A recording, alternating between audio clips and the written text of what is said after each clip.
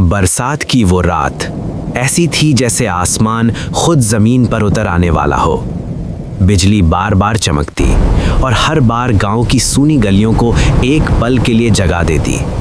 गांव के बाहर एक पुरानी हवेली के दरवाजे पर ठक ठक ठक दरवाजा खोलता है। हरिराम काका, उम्र लगभग 60 साल। सामने खड़ा था एक शहर का अफसर अमितेश वर्मा, उसकी पत्नी शालिनी और बेटी रिया। हमारा ट्रांसफर हुआ है, आज ही पहुंचे हैं। हरिराम का चेहरा अचानक गंभीर हो गया। साहब, इतनी रात में इस हवेली में रहना ठीक नहीं। क्यों?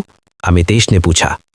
हरिराम धीमे से बोला, क्योंकि ये हवेली नदी के बहुत करीब है। रास्ते में हरिराम ने कहा, अगर रात में नदी से कोई आवाज आए या कोई बुलाए तो जवाब मत देना। रिया हंस पड़ी। ये सब कहानियां हैं ना? हरिराम ने उसकी तरफ देखा। काश सिर्फ कहानियां होती। भाग 3, हवेली का राज। हवेली अंदर से खूबसूरत थी, लेकिन अजीब सी ठंड हर कमरे में फैली थी। रिया को उसका कमरा मिला, जिसकी खिड़की से सीधा नदी दिखती थी। रात के 2 बजे रिया की नींद खुली। छपाक छपाक, जैसे कोई पानी में चल रहा हो।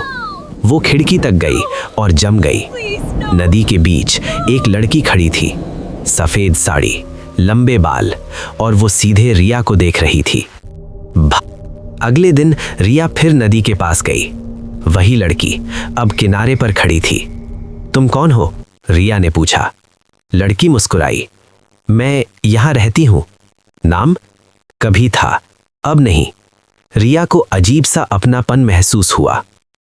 हरिराम ने अमितेश को अलग ले जाकर कहा, साहब, आपकी बेटी नदी के पास जा रही है ना? हाँ, क्यों? हरिराम की आवाज कांप गई। उसे रोक लीजिए, वो नदी की दुल्हन है। कई साल पहले गांव की एक लड़की की शादी हो रही थी। बारात नदी पार कर रही थी, तभी अचानक बाढ़ आई और दुल्हन पानी में बह गई, लेकिन लाश कभी नहीं मिली। उस दिन से हर बारिश में वो लौटती है। रिया अब बदलने लगी थी। उसे कच्ची मछली खाने का मन करता। वो रात में नींद में चलती और बार बार कहती, मुझे पानी में जाना है। एक रात रिया गायब हो गई। दरवाजा खुला था और बाहर कीचड़ में निशान नदी की तरफ जा रहे थे। अमितेश और हरिराम नदी पहुंचे। बारिश तेज थी, बिजली चमकी और उन्होंने देखा रिया पानी के अंदर खड़ी थी और उसके सामने वो लड़की। अब उसका चेहरा भयानक था, आंखें काली, मुंह से पानी टपक रहा था। वो बोली, ये अब मेरी है। हरिराम चिल्लाया, ये जिंदा है, इसे छोड़ दे। लड़की हंसी, मैं भी कभी जिंदा थी।